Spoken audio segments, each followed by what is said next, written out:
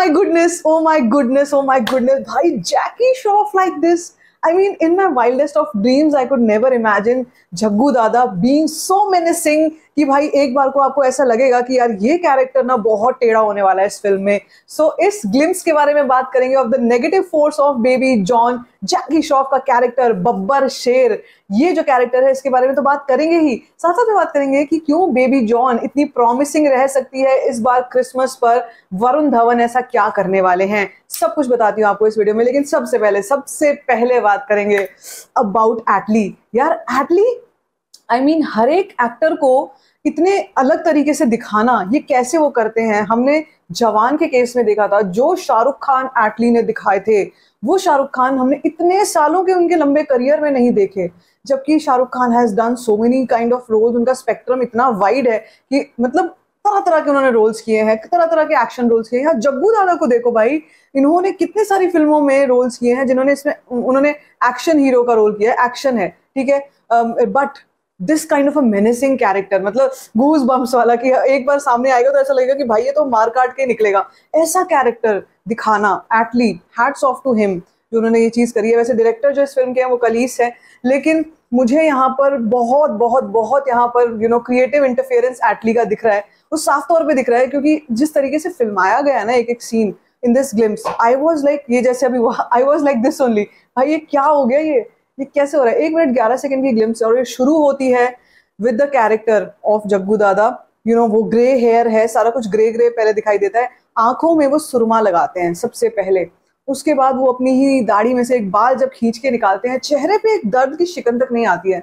And then we सी कि माथे पे बल पड़ते हैं और उसके बाद उनकी जो वो दो वीडियो का सिग्नेचर स्टाइल है वो सामने आता है. Then we see all the blood shed happening जो वो जेल में कर रहे हैं. भाई लंबे लंबे बाल, कैदियों वाले कपड़े हैं, बालों को बांधा हुआ है मेसी बन की तरह.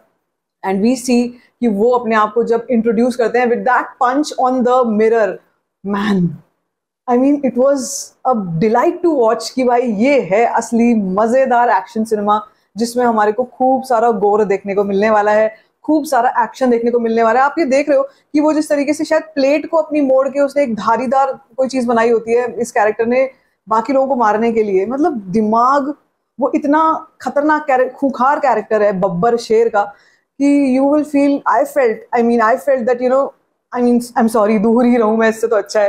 लेकिन भाई देख करके मजा आ गया देख करके. जग्गू दादा की ऐसा नहीं है कि बॉडी बहुत ज्यादा हेफ्टी है, बहुत हेफ्टी बिल्ट है, रोबस्ट बॉडी है, नहीं, कुछ ऐसी ढली हुई सी बॉडी है. ऑफ कोर्स बिकॉज कैरेक्टर की एज हो चुकी है, लेकिन भाई वो बिल्कुल बेरहम काइंड ऑफ कैरेक्टर है. वो बिल्कुल बेरहम कैरेक्टर है. वो जिस तरीके से मारता है, काटता है लोगों को. एंड वी सी कि वो एक एंड के सीन में जिसमें वो जोर से कुछ मतलब बलि चढ़ाता है या क्या करता है, कुछ तो कर रहा है वो.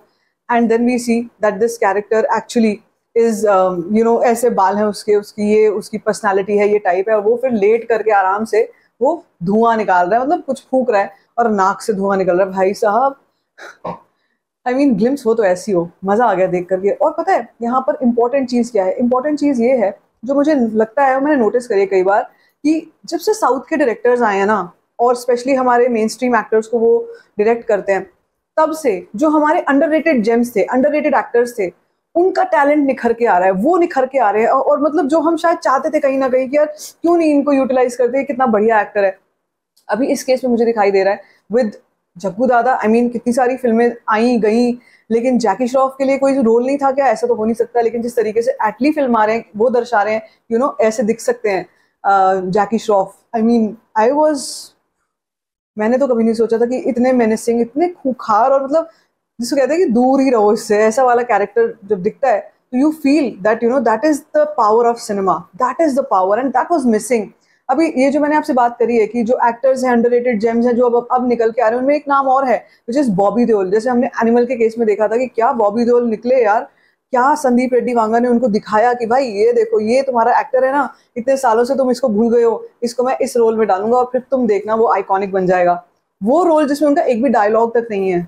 Imagine all of that south directors are doing, and I don't know why ये बाकी डायरेक्टर्स क्यों नहीं कर पाए यहाँ के, मुझे समझ में नहीं आया. लेकिन भाई मैं तो देख करके पूरी तरीके से बेबी जॉन के लिए 100% कन्विंस हो चुकी हूँ कि भाई इस फिल्म में हमको not just him but Varun Dhawan भी एक अलग अवतार में दिखने वाले हैं. मैं यहाँ पे उसी रेफरेंस को आपसे बोलूंगी कि हमने शाहरुख खान को जिस तरीके से एटली ने दिखाया हमने नहीं देखा, जिस तरीके से संदीप रेड्डी वांगे ने रणबीर कपूर को दिखाया हमने नहीं देखा था इससे पहले, और जिस तरीके से वरुण धवन का नंबर आ चुका है कि वरुण धवन को अब कलीस दिखाने वाले हैं, एटली दिखाने वाले हैं, हमने नहीं देखा होगा। क्योंकि यहाँ पर ग्लिम्स से ही पता लग जाता है भाई जैकी श्रॉफ जैसा कमाल के एक्टर और उनको नेगेटिव रोल में जब दिखाओगे तो कैसा दिखाओगे।